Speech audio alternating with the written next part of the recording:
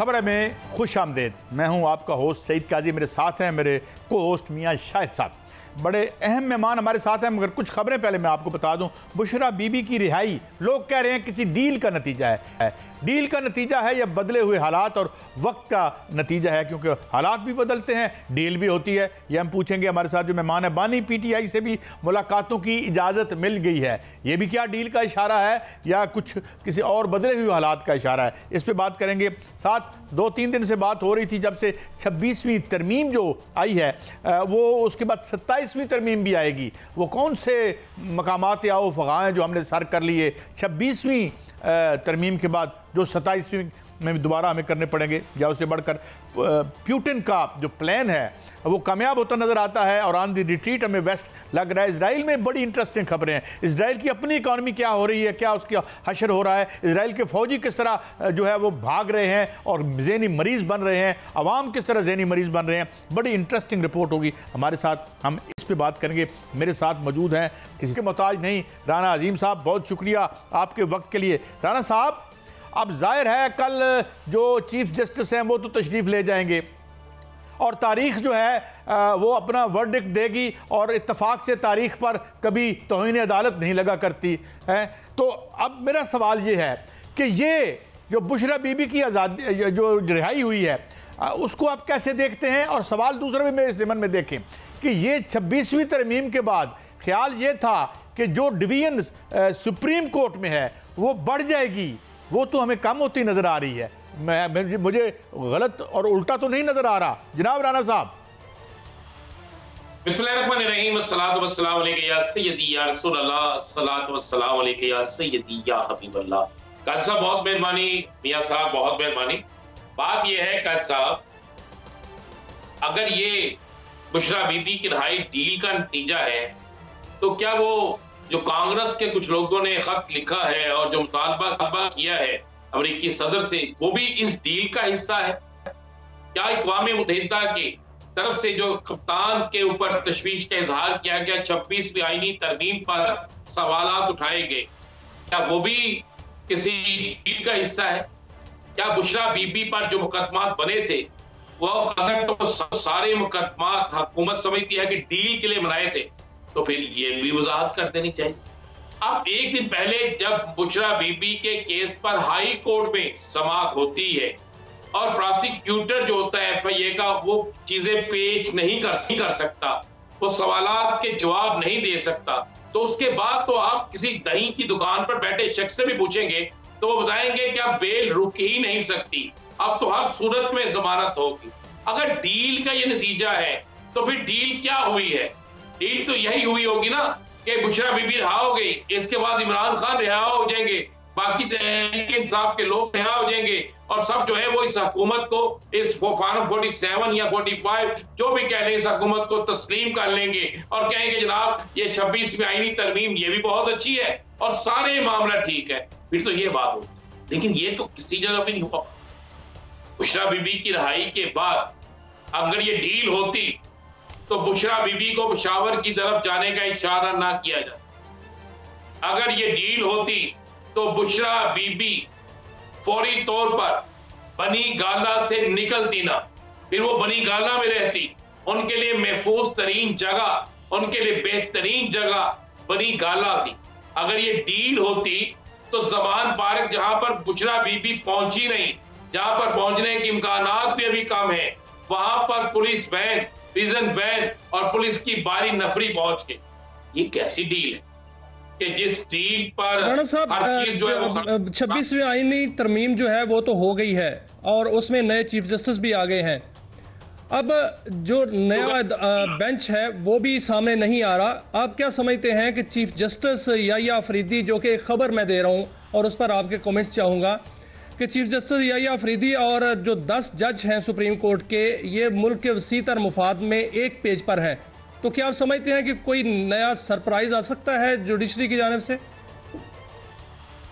देखिए, बिल्कुल नया सरप्राइज आ सकता है। एक बात तो ये आपने दुरुस्त कही कि सब एक पेज पे हैं, लेकिन नया सरप्राइज अब जो आने वाला है ना, जो आ रहा है, वो नया सरप्राइज ये है कि जनाब कौन से केसेस पे फड्डा पड़ना है। असल जो फड्डा पड़ने वाला है वो फड्डा ये है कि कौन से ऐसे केसेस हैं जो आईनी अदालत में जाने हैं, कौन से ऐसे केसेस हैं जो वहीं पे रहने हैं, इख्तियार किसके पास ज्यादा होगा, इख्तियार किसके पास कम होगा, कितने केसेस ऐसे होंगे जो दूसरा बेंच अपनी तरफ खींचने की कोशिश करेगा, इस पर फटा पड़ने वाला है। इसलिए वो तमाम जजेस जो मंसूर अली शाह साहब के साथ थे, वो सारे जजेस उसी जगह स्टैंड कर रहे हैं और मंसूर अली शाह साहब जो है वो बिल्कुल स्टैंड कर रहे हैं या अफरीदी साहब के साथ। ये एक बहुत बड़ी प्लानिंग इन्होंने नाकाम की है। आप एक बात से निश्चित कर लें कि प्लानिंग तो ये थी, अफवाहें तो ये थी, और बाकायदा मुस्लिम टीवी चैनल पर टिक्कर बेच कर नहीं चलवाए गए। मियां साहब ये आप भी जानते हैं, कैसा भी जानते हैं कि जनाब ये अफरीदी की नामजदगी के फौरी बाद इस्तीफे तैयार, मंसूर अली शाह भी इस्तीफा दे देंगे, मुनीब अख्तर भी इस्तीफा दे देंगे, एक खातून जज भी इस्तीफा दे देगी। क्या ये खबरें नहीं चलवाई गई? क्या ये टिक्कर सरकारी जगह से नहीं है? क्या इन टिक्कर तो राणा साहब क्या कोई इस्तीफा आ रहा है कि जज जो है वो रुक रहे हैं? नहीं जी, कोई इस्तीफा नहीं आ रहा, बल्कि इस्तीफे आ रहे हैं और उन लोगों के जिन्होंने तरमीम करके गलती की। अच्छा राणा साहब, तो सर अगर हामिद खान ग्रुप जीत जाता है सुप्रीम कोर्ट बार के इलेक्शन, तो फिर आपको कोई बड़ी तहरीक नजर आ रही है और वकला जो हैं वो भी पीछे खड़े हुए नजर आ रहे हैं जुडिशरी के? देखें, तो अगर सुप्रीम कोर्ट की इलेक्शन की बात करें, 29 को इलेक्शन है, तो इस वक्त तक तो हामिद खान ग्रुप ही आगे जा रहा है। इस वक्त तक जो जमीनी हकायक, हामिद खान ग्रुप जीतता है या हामिद खान ग्रुप हारता है, एक चीज बड़ी फाइनल है कि 29 के बाद तहरीक चल रही, उस तहरीक में वकला थोड़े होंगे या ज्यादा होंगे, उस तहरीक में आगे जाके क्या सूरत-ए-हाल बनेगी, सियासी जमातें कितनी होंगी। कल आपने आसिफ खान साहब की प्रेस कॉन्फ्रेंस भी सुन ली, आज आपने बनी गाला उसके अडियाला जेल के बाहर भी चीजें सुन ली, और आज जो एक अहम इजलास KPK में हुआ है आपको उसकी भी इतला आ गई है, और बहुत सी चीजें जो है खुलकर सामने आना शुरू हो गई हैं। और आज मौलाना फजलुर रहमान के जो सबसे करीब तरीन उनके तर्जमान असलम गौरी, उनका भी आपने आज बयान सुन लिया जिसमें उन्होंने कहा कि हमें तो मंसूर अली शाह के हवाले से कहा गया था, लेकिन अब तो ये किसी और को बना के हमें तो ये कहा गया था कि मंसूर अली शाह बनेंगे। तो ये सारी चीजें अगर आप जोड़ें तो आपको नजर आ रहा है कि नवंबर के महीने में सर्दी तो होगी, लेकिन शदीद तरीन गर्मी भी होगी सियासत के अंदर। अच्छा राणा साहब, देखिए राणा साहब, आपने शदीद तरीन गर्मी की बात की है और फैसल वाडा साहब भी इस तरफ इशारा दे रहे हैं। क्या शदीद तरीन गर्मी जो है वो वजीर आजम के हवाले से होगी या हुकूमत के हवाले से होगी? देखिए, मेरे पास जो, मैं फैसल वाडा तो नहीं हूँ, फैसल वाडा साहब की बातें तो बड़ी बातें होती हैं जी, मैं तो नहीं करता, लेकिन मैं एक आपको बात, किसी जगह एक मीटिंग जरूर हुई, जिस मीटिंग में डिसाइड किया गया है कि जब वोट भी हमने पूरे करने हैं, जब सारी गेम भी हमने बनानी है, जब रूठे हुओं को मनाना भी हमने है, और उस दौरान में मुस्लिम लीग नून सिर्फ मजा लेती रही, सिर्फ मजाक करती रही, सिर्फ इंजॉय करती रही, और हमारी होने वाली बदनामी में अपना हिस्सा डालती रही, तो फिर वहां पे ये भी फैसला हुआ है कि कुछ तब्दीली होनी चाहिए, और उस तब्दीली के इसी तनाजुर में अगर देखा जाए तो राणा साहब, क्या पंजाब हुकूमत का मुस्तकबिल कैसा नजर आ रहा है आपको? जब गाड़ी का इंजन गिरता है ना, पीछे जितनी बोगियां होती है सारी गिरती, ये हो नहीं सकता कि आप कहें कि वफाक नहीं है तो पंजाब है, ऐसा हो नहीं सकता। अच्छा राणा साहब, ये 2-3 और भी फैक्टर्स आए हैं। ये जो एक तो जाहिर है, आई डोंट नो इतनी बड़ी लॉबिंग कैसे कर लेते हैं ये, कि वो फिर से कांग्रेसमैन जो है उनकी तरफ से आया, यूनाइटेड नेशन का एक कोई था पर्सनल, उसकी तरफ से भी आया कि जी ये जो बाइडन को ख़त भी लिखा गया। तो जाहिर है ये हम तो कहेंगे ना कि कुछ लोग तो ये भी कहेंगे कि हमारे मुल्क के अंदरूनी मामलात में ये मुदाखलत है। और दूसरी बात ये कि PTI वाले ये क्यों कह रहे हैं कि मोहतरम काजी फायज़ ईसा साहब के तशरीफ़ ले जाने के बाद हमारे लिए शायद अच्छी खबरें हों, ये उम्मीदें फिर लगा लेते हैं। पहले भी यही कहते थे, आपको क्या लगता है? पहली बात यह है कि हमारे मुल्क के अंदर मुदाखलत की आपने बात की कि अगर अमेरिका से ये बात है या बाकी जगह से है, जब हमारे मुल्क के वज़ीर ख़ारजा कुछ अर्सा पहले एक बात कहते हैं कि हम अमेरिका से अगर लड़ेंगे, ये अमेरिका के खिलाफ जाएंगे तो हम मर जाएंगे, हम तो ऑक्सीजन हमें दे ही अमेरिका रहा है, हम तो वेंटिलेटर पे हैं। तो क्या वो मुदाखलत नहीं थी? क्या वो खुद तस्लीम नहीं किया गया था? और जब शहबाज शरीफ साहब यही बात कहते हैं कि हम किस तरीके से उनके साथ कर सकते हैं ऐसा, हमें तो सब कुछ वहीं से मिलता है। तो फिर उस वक्त क्या था? कोई नहीं, किसको नहीं पता हम काजी साहब क्यों दीवाने का ख्वाब देखते हैं, किसको नहीं पता कि हम किस किस मुल्क के मुख्ताज हैं, किसको नहीं पता कि IMF से हमें कर्जा मंजूर करवाने के लिए किस मुल्क में जाकर उसके तल्ले मिन्नतें करना पड़ती हैं और उससे सिफारिश करवाना पड़ती है और उससे कुछ कमिटमेंट करनी पड़ती है। हमें क्या नहीं पता कि कौन सा वजीर किसके कहने पर कहां से लगाया जाता है। तो ये कोई बात नहीं, इमरान खान की लॉबी मजबूत है, मानना चाहिए। और इमरान खान को ओवरसीज पाकिस्तानी चाहते हैं, अमेरिका को इमरान खान का अजीज नहीं है। बात यह है कि अमेरिका के अंदर एक इलेक्शन हो रहे हैं और उसमें बहुत बड़ी राणा साहब अमेरिका यही बात मैं करने लगा हूं। 5 नवंबर के बाद ये लग रहा है और ये कहा जा रहा है कि बड़ी तब्दीली आएगी और पाकिस्तानी सियासत में भी बड़ी तब्दीली आने वाली है। और ये भी कहा जा रहा है कि जो 27वीं 28वीं तरमीम होगी वो 26वीं तरमीम को खत्म करने के लिए होगी। सर आपके पास क्या खबरें हैं? देखिए, मैं ये नहीं कह रहा कि खत्म करने के लिए होंगी या नहीं, लेकिन ये बात दुरुस्त है कि 27वीं तरमीम आ रही है। 27वीं तरमीम पर मीटिंगें शुरू हो चुकी हैं, 27वीं तरमीम की तैयारी है। और कि अगर कोई बंदा अमेरिकन इलेक्शन के हवाले से तो मियां साहब बड़ा क्लियर है, पाकिस्तान ही नहीं 13 ऐसे ममालिक हैं जहां पर डायरेक्ट असर पड़ता है अमेरिका के इंतखाबात का। 13 ममालिक जो है उनमें असर पड़ता है, जिसमें पाकिस्तान भी एक मुल्क शामिल है। आपको पाकिस्तान की सियासत पर भी फर्क पड़ता हुआ नजर आ रहा है सर? जी 100%। अच्छा मियां साहब, 100%। राणा साहब ये फरमाएं कि वो पंजाबी में कहते हैं ना, ये मेला ही मेरा परना चोरी करने लगा सी, मैं मुहावरा कर रहा हूँ। तो ये जो मेला 26 तरमीम का लगा था, इसका मकसद तो वो था ना कि जो 8-5 की जजमेंट है वो ओवरटर्न हो जाए, उसके बाद जो है जो वो तमाम डब्बे ना खुलें। खदशा था ख्वाजा आसिफ साहब को कि यार ये अगर मंसूर अली शाह, मैं इनकी इंटेग्रिटी पे कोई इंसान उंगली नहीं उठा सकता, हमारे नए जो चीफ जस्टिस आए हैं और सभी उनकी इज्जत करते हैं। तो ये मेला तो फिर बिला वजह ही लगा। अब इनमें से खतरा तो कोई भी नहीं टला, अगर मैं गलत नहीं कह रहा तो। आप बिल्कुल दुरुस्त कह रहे, देखें जी, नए चीफ जस्टिस साहब इंतहाई काबिले एतमाद भी है और काबिल एहतराम भी है। उनकी तैनाती पर किसी को कोई गिला नहीं है कि कौन तैनात हुआ, उनके तरीके कार पे लोग बोल रहे हैं और उनका तरीके कार गलत हुआ, इस पर लोग बात कर रहे हैं। बाकी बात यह है कि ये किस तरह हो सकता था, मुझे नहीं समझ आई कि ये तरमीम करने वाले अगर ये सोचें कि वो 8-5 वाला मामला ठीक हो सकता है। देखें, वो फैसला कानून कहता है कि जो फैसला अक्सरियत से होता है, और वो 8 जजेस का एक फैसला था, यानी 13 जजेस में से 8 जजेस ने एक फैसला दिया था। उस फैसले को किसी भी आइन में, और खुद इनकी आईनी तरमीम में जो शिक्के मौजूद है, उसमें नजर सानी अपील में ये 5 रुकनी बेंच से नहीं खत्म कर सकता। ये बड़ी क्लियर सी थी। और उसके लिए चाहे ये बेंच बन जाए जितने मर्जी, ये जो आईनी बेंच है उस पर बैठना उन्हीं जजेस को बनेगा जिन्होंने नजर सानी अपील सुनी। ये इनसे गलती हो गई कि ये जो लिखना चाहते थे, करना चाहते थे, वो नहीं हो रहा। बाकी डब्बे खोलने वाली जो बात है, वो डब्बे में खुली जा रही है। जब प्रेशर पड़ेगा ना, तो तरमीम 27वीं आए या ना आए, 26वीं तरमीम भी किसी भी अदालत से किसी वक्त भी उठ सकती है। ये क्या कह रहे हैं आप? वैसे 2 जगह पे 2 अदालतों में वो ईसा का दौर तो खत्म हो गया। आपको याहिया अफरीदी साहब का दौर से क्या उम्मीदें हैं? क्या आपके तवक्कुआत हैं कि याहिया अफरीदी साहब का दौर कैसा होगा? देखिए, याहिया अफरीदी साहब का दौर बेहतरीन दौर होगा और याहिया अफरीदी साहब के दौर में बहुत से लोगों की उम्मीदों पर पानी फिर जाएगा, जिन लोगों ने ये सोच कर रखा हुआ है कि शायद हमें एक और काजी फायद हिस्सा मिले, जिन्होंने बहुत शुक्रिया राना अजीम साहब। It is always a great pleasure to have you on the show. उम्मीदों पे पानी, हम तो ये समझते हैं कि वो बिल्कुल कानून के मुताबिक चलेंगे। हमने ज़ाती तौर पर तो उम्मीदें ही ख़त्म कर दी हैं, क्योंकि पानी डाल भी लें तो कुछ फ़र्क नहीं पड़ता। मगर बहरहाल ये था अभी हमारा पहला सेगमेंट, आपने देखा। बड़ी अहम खबरें हैं, इसके बाद बड़े अहम लोग हैं, बड़े अहम मामलात हैं। हमारे साथ रहिए।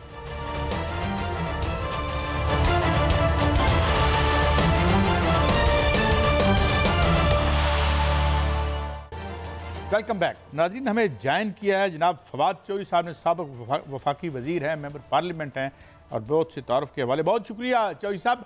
चौधरी साहब, आज बहरहाल बड़े अरसे बाद हम कह सकते हैं आपकी पार्टी के लिए एक अच्छा दिन रहा है। एंड अबव ऑल आज मुलाकात भी हुई है आपकी बानी जो खान साहब, तो आपके भाई फैसल चौधरी साहब की।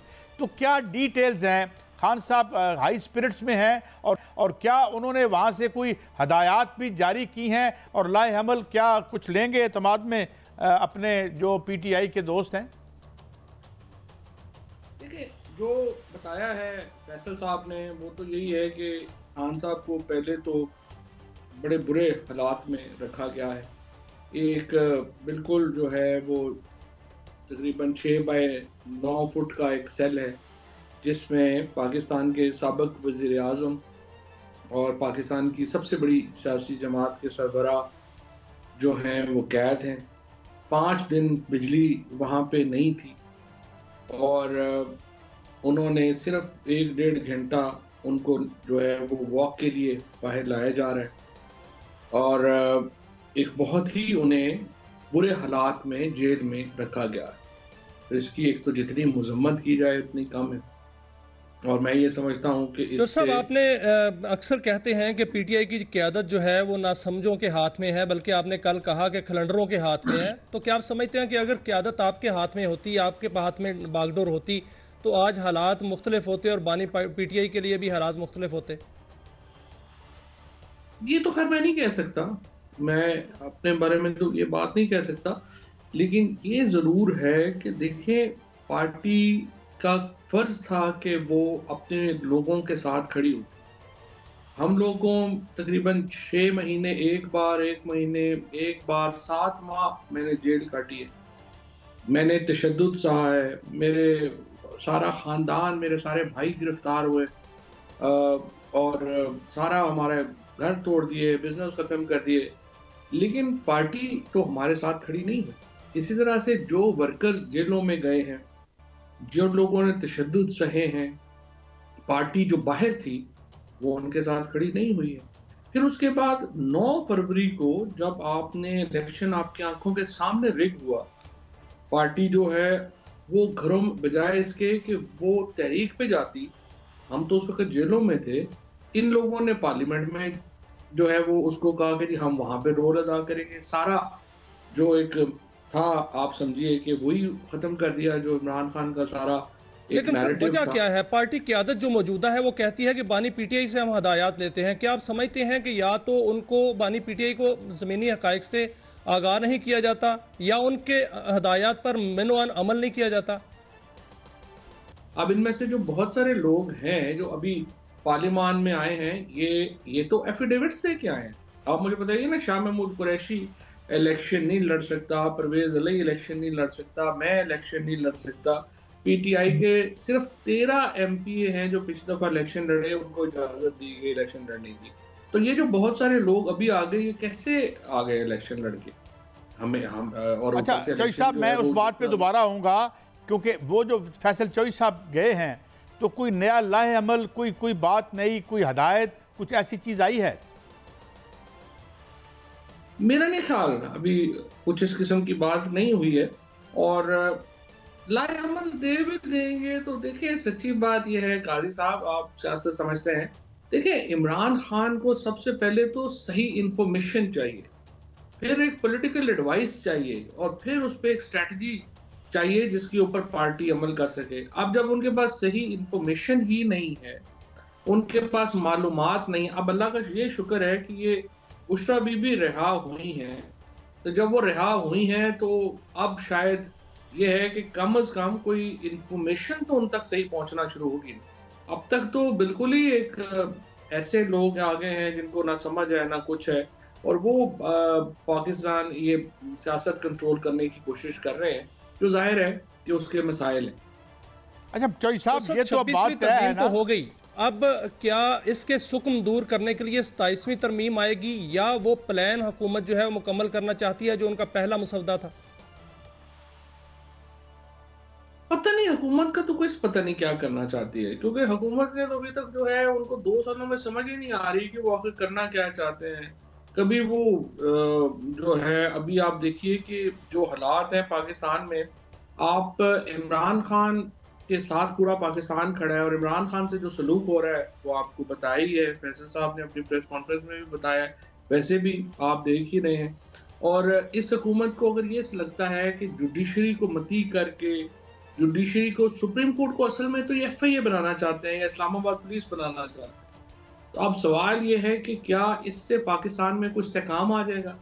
पाकिस्तान को नॉर्थ कोरिया बना के या बर्मा बना के हम चलना चाहते हैं, जाहिर है कि इससे इस्तेकाम नहीं आएगा, रिजेंटमेंट बढ़ेगी, वो बिल्कुल एक हाथ से निकलते हुए महसूस हो। मगर चौधरी साहब ये भी तो देखें, मुझे नहीं लगता कि जो रिएक्शन आ रहे हैं सुप्रीम कोर्ट के जो फाजिल जज साहबान इस तब्दील शुदा सूरत हाल से जिस तरह निमट रहे हैं, तो उनमें तो ना कोई हमें लगता है कि शायद जैसे वो और करीब हो गए हैं, you know, perhaps against the wishes of those who wanted to just drive a wedge into them? ये बात बिल्कुल सही है आपकी। देखो ना, नेचुरल बात है। उसकी वजह ये है कि जब आप किसी इदारे पे हमला करेंगे तो वो इकट्ठे होंगे ना। अभी भी आप देखें ये कितनी अहमकाना किस्म की अमेंडमेंट है, और सियासी एतबार से भी या हुकूमत के अगर नुक्ते नज़र से भी आप देखें कि 1/3 जजों को आप लेट से कॉन्स्टिट्यूशन कोर्ट के जजेस बनाएंगे तो 2/3 मेजॉरिटी तो आपने पहले ही अपने खिलाफ कर ली। हाई कोर्ट में भी आप यही करेंगे, आप 1/3 जजेस को कॉन्स्टिट्यूशन जजेस बनाएंगे, बाकी सारे आपके खिलाफ हो जाएंगे, क्योंकि अल्टीमेटली तो आइदर इट्स अपॉइंटेड और डिसअपॉइंटेड ना। तो ये जो हुकूमत ने जो भी स्ट्रेटजी बनाई है, ये किया है, ये वैसे ही अहमकाना है, और इसके नतीजे में इनको मजीद पुशबैक मिलेगी, मजीद इनको जो है वो आई थिंक रिजेंटमेंट मिलेगी। जो सब सियासत पर आपकी बड़ी नज़र है, PTI के अंदर एक फॉरवर्ड ब्लॉक की गूंज है, आप क्या समझते हैं कि क्या PTI में फॉरवर्ड ब्लॉक बन सकता है? अगर ऐसा है तो इसका जिम्मेदार कौन होगा सर? मौजूदा लीडरशिप तो बहुत कोशिश कर रही है कि बन जाए फॉरवर्ड ब्लॉक। वो लोग कहीं भी जा रहे हैं कि जी हम एक दिन देखिए, प्रॉब्लम ये आ रहा है, कोई पॉलिसी नहीं है। सुबह कुछ होता है, शाम कुछ होता है। सुबह कहते हैं कि जी हम फ़लस्तीन की सॉलिडरिटी कॉन्फ्रेंस में शिरकत नहीं कर रहे क्योंकि हमने बाइकआउट करनी है। अगले दिन आईनी तरमीम की मीटिंग में बैठ जाते हैं, फिर कहते हैं कि हम जी वो अमेंडमेंट बिल्कुल गलत पास हुई है, इसलिए हम चीफ जस्टिस सिलेक्शन कमेटी में नहीं बैठेंगे। नाम दे के नहीं बैठते, अगले दिन कॉन्स्टिट्यूशन बेंचेस कमेटी में बैठ जाते हैं। एक दिन पूरा महीना लगा के ये नैरेटिव बनाते हैं कि ये लोगों को उठाया गया, इनके ऊपर जुल्म हुआ, इनके ऊपर तशद्दुद हुआ, बच्चों को उठाया गया, और अगले दिन शो कॉज नोटिस दे देते हैं कि नहीं ये खुद ही गद्दार थे। आप मुझे बताइए साहब, ये फरमाएं, ये वैसे आपसे भी मैं रहनुमाई चाहूँगा, फॉरवर्ड ब्लॉक बनाते रहेंगे, पहले भी बनाते रहे हैं, मगर जिस मकाम पे खान साहब की या बानी PTI की पॉपुलैरिटी को पहुँचा दिया गया है, मतलब जिस तरीके से उन्होंने जाहिर है, तो उसमें क्या कितना बाअसर होगा? जिसके कमर से पुश्त से हाथ खान साहब उठाएंगे वो ज़ीरो, जिस पे रखेंगे वो हीरो। तो don't you think it will be exercise in futility? बिल्कुल आपकी बात सही है। उसकी वजह यह है कि देखें ना, पार्टी PTI की एज ए पार्टी तो अब कोई पोजीशन नहीं है। लोग इमरान खान के साथ है, PTI के साथ नहीं है। आज इमरान खान PTI का नाम बदल करके इमरान खान पार्टी रख देंगे, लोग इमरान खान पार्टी के साथ होंगे। सो इस वक्त जो सिचुएशन है वो यही है कि अभी तक जो इनको समझ नहीं आ रही, वो ये नहीं आ रही कि जो इसके अंदर फॉरवर्ड ब्लॉक बनाना या लोग तोड़ना वो फ्यूटाइल एफर्ट है। वो इसलिए फ्यूटाइल एफर्ट है कि लोग तो है ही नहीं पार्टी के साथ, लोग इमरान खान। तो सब एक खबर है कि जो 27वीं तरमीम है उसके लिए 2/3 मेजॉरिटी लेने के लिए PTI की मौजूदा क़यादत जो है वो भी उससे रब्ता किया गया है, और मौजूदा क़यादत ने इलेक्शन कमीशन से बैकडोर रब्ता किया है कि जो 39 नशिस्तों का वो नोटिफिकेशन हुआ था उस पर उनको मखसूस नशिस्तें दे दी जाएँ और बाकी जो है वो हुकूमती इत्तेहाद को बांट दी जाएँ, और इस तरह फिर 2/3 मेजॉरिटी तो मिल जाएगी हुकूमत को। तो क्या आप समझते हैं कि जो मौजूदा क़यादत है फैसिलिटेट कर रही है? नहीं, मेरा नहीं ख्याल ऐसे किया होगा, ये तो ऐसे पॉसिबल नहीं है, क्योंकि सुप्रीम कोर्ट का फैसला आया हुआ है। सुप्रीम कोर्ट के फैसले के अगर इलेक्शन कमीशन खिलाफ जाएगा, ये कल जरा काजी फायज ईसा साहब को जाने दे ना, जरा देखते हैं कि सुप्रीम कोर्ट की अगर इज्जत बहाल करनी है तो पहले तो अपना फैसला ये इम्प्लीमेंट कराना पड़ेगा ना, जिसमें यही आफरीदी साहब का अपना फैसला भी शामिल है। तो ये अगर चीफ जस्टिस और जजेस इलेक्शन कमीशन से अपना फैसला इम्प्लीमेंट नहीं करा पाते तो फिर ये इदारा रहे या ना रहे तो फिर उसका क्या फर्क पड़ता है। तो पहला टेस्ट ही है कि सर आपको लगता है कि अपना फैसला जो है इम्प्लीमेंट करा पाएंगे? 100% कराएंगे, और अगर नहीं कराएंगे तो फिर Supreme Court as an institution will cease to exist. Fawad Chaudhry साहब बहुत शुक्रिया हमें एनलाइटन करने के लिए। Always a great pleasure to have you on the show. बहरहाल ये सूरत हाल है, और अब 26वीं तरमीम के बाद क्या सूरत हाल बदली है क्या नहीं बदली। और कभी कभी ऐसे होता है कि जो हम अमल करते हैं उसके नतीजे में जो चीज़ होती है, जो हमारी ख्वाहिश होती है, डायमेट्रिकली अपोज रिजल्ट्स निकल आते हैं। ब्रेक है, ब्रेक के बाद वापस आएंगे तो देखेंगे कि इजराइल के अवाम जो हैं वो किस तरीके से एक पागलपन का शिकार हो रहे हैं, बीमार हो रहे हैं, और उनके फ़ौजी भाग रहे हैं, और इस पर कोई नहीं बता रहा कि जो उस कत्ल गारतगरी का उनके समाज पे क्या असर पड़ रहा है। एक ब्रेक के बाद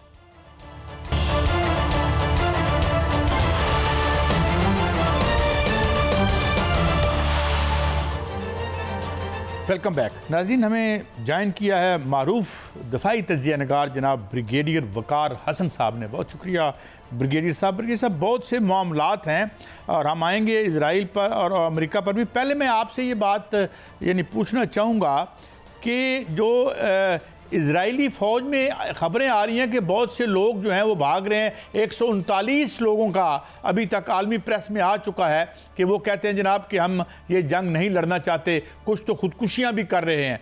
तो एक तो मैं ये आपसे कहूँगा, how credible these news are. तो क्या लगता है आपको कि जो एक बेदिली फैल रही है इजरायली फ़ौज में?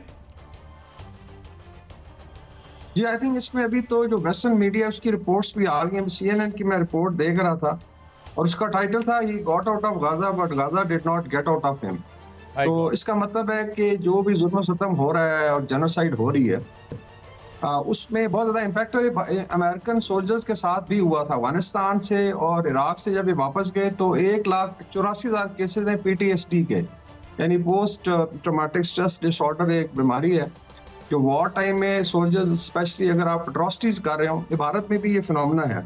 तो एक तो ये है PTSD के इस वक्त 14,000 केसेज हैं। इजरायली आर्मी की ऑथेंटिकेटेड रिपोर्ट है और इसके अंदर बता रहे हैं 1200 अटेम्प्टेड सुसाइड है। इसमें शायद लोग मारे भी गए, मतलब खुदकुशियां हुई हैं और अटेम्प्टेड भी हैं। तो इसका मतलब इस वक्त जो स्ट्रेस है वो पीक पे है और इनके इसमें ऑफिसर्स भी शामिल हैं, जवान भी शामिल हैं। तो मेरे ख्याल में ये बिल्कुल सही है कि एक तो जो भी जुल्म सितम हो रहा है, फिर उनको आई थिंक जो आगे से रेजिस्टेंस आई है हमास और हिजबुल्लाह से, उसका भी इम्पैक्ट है। ओवरऑल इजरायली पॉपुलेशन पे भी आ रहा है। सुना 1.5 lakh cases overall Israeli population के भी हैं जो बॉम्बिंग होती है, फिर वो बंकरों में जाते हैं। तो इट इज़ कॉजिंग, क्योंकि वॉर स्ट्रेच होता है, साल लड़ाई लड़ना बड़ा मुश्किल काम है। मेरे ख्याल उसका भी स्ट्रेस आना शुरू हुआ है। तो यानी आप ये कह रहे हैं कि जो उनके अवाम हैं वो भी ज़हनी अमराज का या ज़हनी दबाव का शिकार हो रहे हैं, जो 1.5 लाख के करीब आप बता रहे हैं?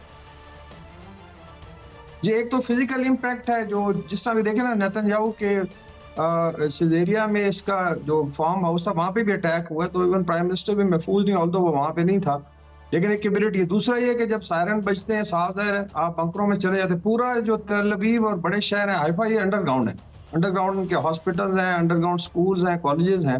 और वो खबरें तो ये भी आ रही हैं कि हिजबुल्लाह जो है वो एक घंटे में 8 हमले कर रही है। इतनी बड़ी टेक्नोलॉजी, इतनी बड़े ताकत, और अभी जो है खबरें ये आ रही हैं कि फौजी भाग रहे हैं वहाँ पर जो है वो हू कराई जो का मौसम वो इस वक्त सूरत हाल है। तो क्या जो इजराइल है उसकी उल्टी गिनती तो नहीं शुरू हो गई सर? ये वॉर टाइम में देखें, अभी विद इन इजराइल नेतन्याहू की गवर्नमेंट पे भी प्रेशर है। एक तो उस पे वैसे करप्शन के केसेस थे और वो स्ट्रेच कर रहे हैं। मेनली तो ये ज़ायनिस्ट जो कबाल रूल कर रहा है उनका इशू है। आम आवाम में सारे ज़ायनिस्ट हैं भी नहीं हैं, फिर जो सोशल मीडिया पे प्रेशर आ रहा है। अभी आपके ख्याल में इजरायली जो शहरी हैं आम या सोल्जर, वो देख रहे हैं जो सोशल मीडिया से आ रही हैं, बच्चों की कटी हुई लाशें हैं, इसी तरह लोग बरीड हैं। उसके बाद गाजा का भी मैं एक और फिगर लेटेस्ट जो आया है कि 5 हिरोशिमा के न्यूक्लियर बॉम्ब्स के बराबर ऑर्डिनेंस फेंका जा चुका है। पहले हम 3 समझ रहे थे, अभी लेटेस्ट फिगर है 5 times size of Hiroshima bomb. तो टेक्निकली आपने न्यूक कर दिया पूरे गाजा को।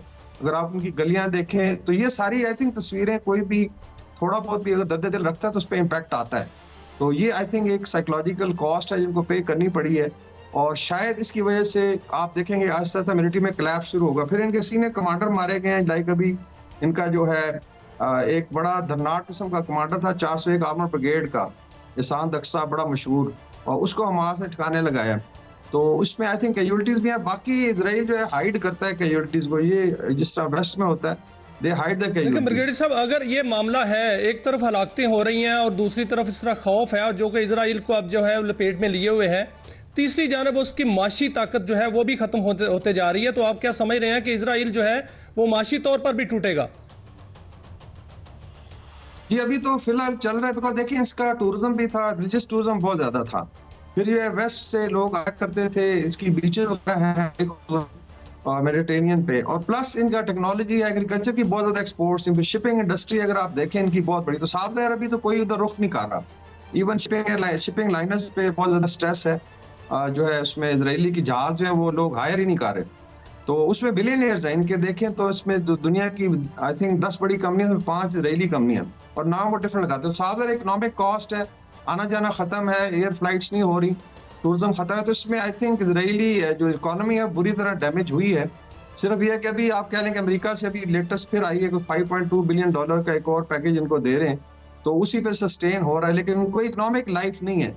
और वॉर इंडस्ट्री पे सारा जोर है, साफ ज़ाहिर आपने असला बनाना है, उस इंडस्ट्री पे ज्यादा जोर है। ब्रिगेडियर साहब, मैं एक और खबर जो बिल्कुल सामने नहीं आती, और आज ही मैं उसको देख रहा था कि OECD में सबसे ज्यादा गुर्बत इजराइल में है, और जो चाइल्ड पावर्टी है इसमें ये OECD या नीम डेवलप्ड मुल्कों में ये सबसे यानी आगे है, जो अरबों में भी और इवन ज्यूज़ में भी। अच्छा, अब ये हमने देखा कि इससे पहले बहुत बड़ी पब्लिक डेमोन्स्ट्रेशन नेतान्याहू के खिलाफ हो रही थी। तो do you see also some kind of internal revolt, people's revolt against Netanyahu और उसकी जो इंतज़ामिया है?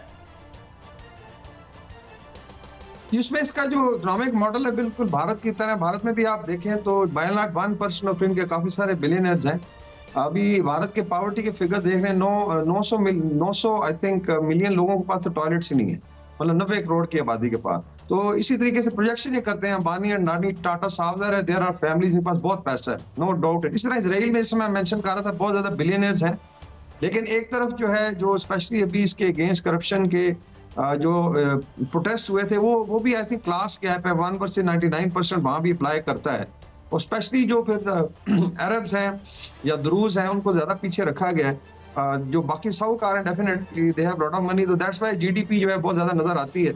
और अभी आई थिंक वॉर का भी कैलकुलेट होगा जब खत्म होती है कितना नुकसान हुआ है। यानी ये वो खबरें हैं ब्रिगेडियर साहब जो कभी भी सामने नहीं आ रही होती, और जंग के धमाकों की बात हो रही होती है। भारत ये बड़ा इंपॉर्टेंट फैक्टर था। मैं अब दूसरी तरफ आता हूँ। अगर दूसरी तरफ देखें तो अमेरिका दोबारा लूज करता नजर आता है, प्यूटन वीक होने की बजाय, या रशिया इस वॉर में वीक होने की बजाय उसका रूबल जो है उसने गेन किया है, और जो है उसको कोई फर्क नहीं पड़ा। और वो आप ब्रिक्स हो, चाइना हो, नया ब्लॉक हो, इस हवाले से ये एक नई पावर इमर्ज करती नजर आती है। Do you also see the decline of the American empire? इसमें अभी आप वेस्टर्न ने पिछले 3-4 दिन से, जब से ब्रिक्स समिट शुरू, से पहले SCO पे काफी फोकस रहा, तो ये भी साउथ का ही आउट से ऑर्गेनाइजेशन है। तो ब्रिक्स में जिस तरीके से पुतिन साहब ने फिर काजान में उन्होंने करवाई, और रशियन मीडिया कह रहे बेसिकली मुस्लिम मेजॉरिटी एरिया कि इसमें 4 नए मुस्लिम ममालिक शामिल हो रहे थे, तो उनका जी हमने स्पेशली रखा है। तो एक very good message to Middle East है। इस तरह पाकिस्तान की भी आई थिंक शायद एप्लीकेशन लगी, it will take a while, लेकिन उसकी फॉर्मल जो भी प्रोसेस उसमें टाइम लगे, भारत रजिस्ट कर रहा है। ऑल टोल्ड जो वेस्टर्न मीडिया में फ्रांस 24, देखिए एक तरफ तो ये मैसेज आ रहा है, दूसरी जानिब ब्रिगेडियर साहब ये है कि खबरें ये भी आ रही हैं कि शायद ईरान जो है वो अमेरिकन जो इलेक्शन होंगे उस दौरान जो है वो बड़ा हमला करेगा अमेरिकन तंसीबात पे या इजराइल पे। कोई ऐसी खबरें आपके पास हैं सर? इसमें कोई हकीकत है? जिसमें एक तो मैं थोड़ा हाईलाइट कर दूं कि ब्रिक्स को बहुत ज्यादा वॉच किया, ये कह रहे हैं कि सिर्फ इकट्ठा करना है लोगों को, बहुत बड़ी कामयाबी है। पुतिन इज नॉट आइसोलेटेड, और टेक्निकल मुंह चढ़ाया है इनका, इकोनॉमिकली भी वो बाउंस बैक कर रहा है। और ब्रिक्स में आई थिंक ऑल्टरनेट करेंसी पे भी आहिस्ता आहिस्ता बातचीत शुरू हुई है, तो एक ग्रेजुअल डिक्लाइन तो है वेस्टर्न पावर का। बाकी अभी जो खतरा सिर्फ यही है कि इलेक्शन 5 नवंबर को अमेरिका के, उसके आगे पीछे या उससे पहले कि इजराइल कोई शरारत ना करे, लेकिन आई थिंक उसके हाथ रोके, बिकॉज उसमें भी आप देखें रशियन नेवी आई है, वो एक्सरसाइज कर रही है ईरान की नेवी के साथ, उसमें ओमान भी है और इसमें I think Pakistan, Saudi Arabia, Bangladesh as observer भी शामिल है। सो रीजनल मुल्कों ने भी आप कह रहे हैं कि एक शील्ड दी है कि खुदा न खास्ता हमला होता है तो ये भी रास्ते में आएंगे, तो साफ ज़ाहिर है ये एक्सरसाइज इसलिए की जाती है कि इसको प्रिवेंट किया जाए। ब्रिक्स में भी बातचीत हुई है कि वॉर को आप प्रिवेंट करें और गजा में जुल्म और उसको बंद कराएं। तो वेस्ट को आई थिंक दोनों मुहादम पे बहुत ज़्यादा हजीमत उठानी पड़ी है, मिलिटरीली भी और परसेप्शन डोमेन में, और I am sure economic domain में फिर लेटर ऑन ये कॉस्ट उनको पे करनी पड़ेगी। ब्रिगेडियर साहब, thank you very much for your very interesting and very thoughtful insightful जो आपने हमें एनालिसिस दिया है। नाज़रीन, हम देख रहे हैं कि there is a lot more than what meets the eye. बहुत कुछ हो रहा है साथ वो, ठीक है कल गले कट रहे हैं, हम देख भी नहीं सकते वो तस्वीरें, मगर साथ साथ इन साम्राज्यी ताकतों की भी मौत हो रही है। ये था हमारा आज का शो। अगले हफ्ते फिर मिलेंगे। अल्लाह हाफ़िज़।